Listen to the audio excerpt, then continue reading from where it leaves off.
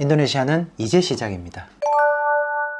안녕하세요, 구루발리입니다. 요즘 다들 이것 때문에 많이들 힘들어 하시죠? 다들 무탈하셨으면 좋겠습니다. 인도네시아도 사실 요놈 때문에 이제 좀 타격이 있는 것 같습니다. 이제 시작이라고 봐야 되는데, 어떻게 보면 우리나라나 중국은 매를 먼저 맞은 거고, 이런 동남아나 유럽은 이제 시작되는 것 같습니다.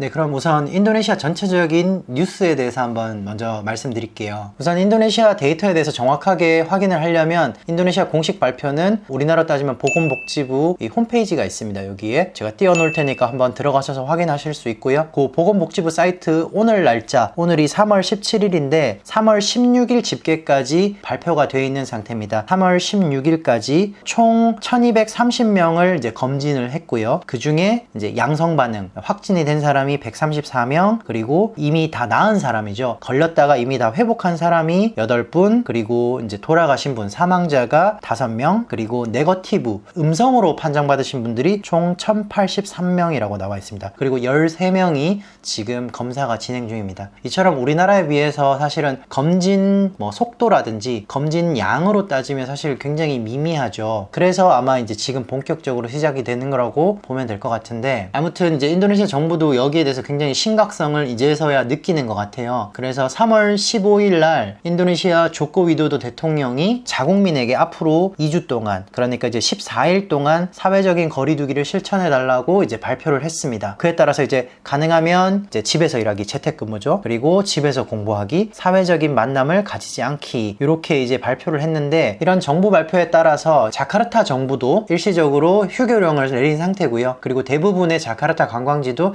일시적으로 문을 닫은 상태라고 합니다. 자, 이어서 제가 살고 있는 발리 소식을 살짝 간추려서 말씀드리자면, 인도네시아 총 사망자 5명 중에 1명이 발리에서 발생했는데요. 돌아가신 분은 영국 분이시고 기존의 기저질환을 앓고 계셨다고 합니다. 그리고 3월 11일 날 발리의 상나병원에서 이제 사망하셨다고 이제 발표가 됐는데, 근데 단 이제 이분이 영국에서 옮아서 인도네시아 들어와서 돌아가신 건지, 아니면 인도네시아 발리에 오셔서 병에 걸려서 돌아가신 건지, 이거에 대한 발표나 이런 거는 이제 명확하지 않은 것 같습니다.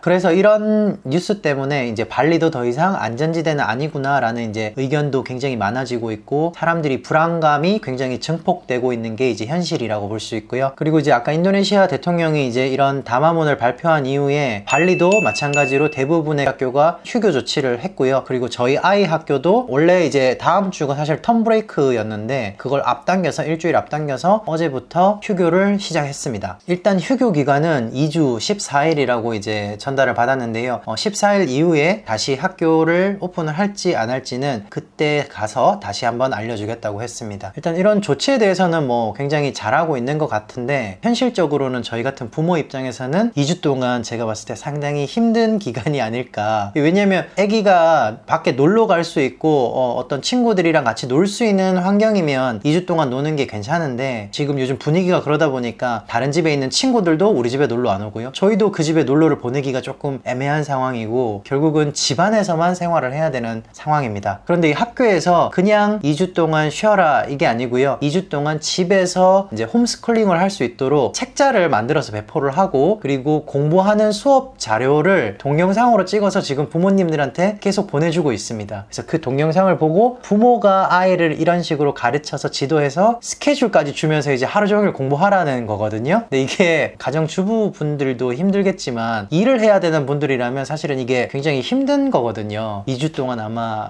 전쟁이 시작되지 않았나 그렇게 생각이 됩니다. 아마 한국에 계신 이제 부모님들도 학교가 이제 지금 개학이 계속 연기되고 있잖아요. 그래서 일을 하시는 분들이라면 굉장히 이게 힘든 일이고, 딱히 아이를 맡길 데도 없기 때문에 좀 힘든 기간이 아닌가라고 생각이 됩니다. 그리고 추가적으로 여러분들한테 알려드릴 게, 발리에서 롬복으로 가는 이제 페리, 스피드보트를 비롯한 그런 것들이겠죠. 길리섬 들어가시는 분들, 이런 페리들 다 14일 동안 금지하라고 발표가 내려졌습니다. 그래서 혹시 계획을 잡고 있었던 분들이라면 다시 한번 생각을 하셔야 되고, 예약하신 곳에 확인을 해봐야 될 것 같습니다. 발리에서는 일부 분들이겠지만 약간 사재기 하는 분들이 계셨어요. 제가 주말에 이제 제가 자주 가는 슈퍼마켓에 갔는데, 이 대형 슈퍼마켓에 차댈 데가 없더라고요. 한 번도 그런 적이 없었는데 주차할 장소가 없어서 겨우겨우 주차를 하고 들어가 봤더니 진짜 사람이 바글바글했습니다. 그런데 신기한 건 우리나라 같으면 뭐 사재기를 한다 그러면 대부분 라면이나 쌀, 생필품 이런 거 많이 사재기 하시잖아요. 근데 신기하게 호주에 영향이 있어서 그런지 휴지를 여기도 많이 사더라고요. 그래서 그거는 좀 저도 이해가 안 갔습니다. 그 외에 이제 캔 제품이나 라면 코너 이런 제품 쪽에는 좀 물건이 많이 비어있는 상태였고 육류 코너도 고기가 좀 부족했습니다. 사실은 이제 큰 대형마트 까르푸 같은 데는 오히려 사람이 지금 없어요. 왜냐면 사람이 많이 모이는 장소다 보니까 가능하면 안 가려고 하는 것 같은데 이런 사재기의 분위기가 있다. 근데 일부다, 전부 다 그런 건 아니다라고 생각하면 될 것 같고요. 그리고 이제 한 가지 추가적으로 그 물건 가격 중에 양파랑 마늘이 굉장히 지금 부족하더라고요. 양파가 대부분 이제 중국에서 수입해 오는 거라고 해요. 근데 그 수입이 차단되다 보니까 양파 가격이 지금 어마어마하게 올랐습니다. 양파가 지금 얼마죠? 키로에 25만 루피아? 1kg에 25만 루피아입니다. 원래 양파 가격은 3개에 2만 루피아 정도 했거든요. 2,000원이 채 안 됐습니다. 3개에. 근데 지금은 한 개에 5만 루피아가 넘어요. 그래서 한 개에 5,000원이 넘는 금액으로 판매가 되고 있습니다. 그마저도 양파 구하기가 하늘의 별따기입니다. 그래서 한국인들 같은 경우는 음식에 아무래도 양파가 많이 들어가다 보니까 이 양파를 많이 찾게 되는데 요즘은 양파가 들어간 음식은 할 수가 없다는 거. 그리고 손소독제나 이제 마스크 같은 거는 이미 1월 달부터 거의 물량을 구하기가 힘들었습니다. 그래서 저희도 이제 굉장히 구하기 힘들었는데 약국에서 조금 웃돈을 주고 이제 구매를 했어요. 50매짜리를. 그걸로 이제 근근히 버텨가고 있습니다. 일주일에 거의 하나씩 쓰는 것 같아요. 그리고 다행히 최근에 이제 발리에 있는 한인회에서 한 장당 5,000 루피아의 이제 마스크를 판매를 했어요. 그래서 못 구하신 분들은 아마 여기서 구매를 하신 것 같습니다. 그리고 제 영상 댓글에 이제 혹시 인도네시아에서 한국분이 이제 이런 바이러스 때문에 차별받는 일은 없냐 이런 거 많이 물어보셨더라고요. 근데 사실 이제 저는 여기 사는 사람 입장이기 때문에 관광객이 아니잖아요. 그래서 사는 사람 입장에서는 사실은 저는 차별 같은 거는 경험한 적도 없고 느끼질 못했는데 관광 오신 분들이라면 아마 그런 걸 당했을 수도 있겠다라는 생각이 들긴 듭니다. 왜냐하면 최근에 이제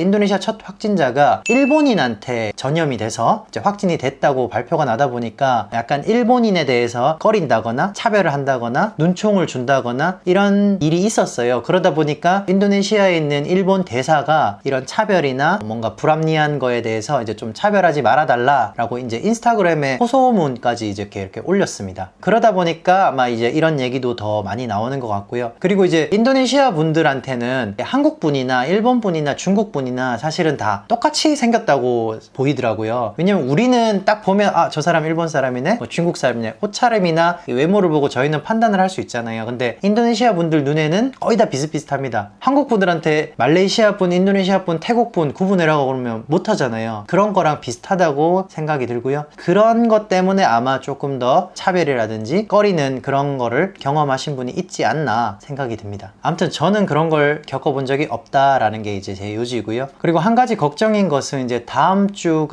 맞나요?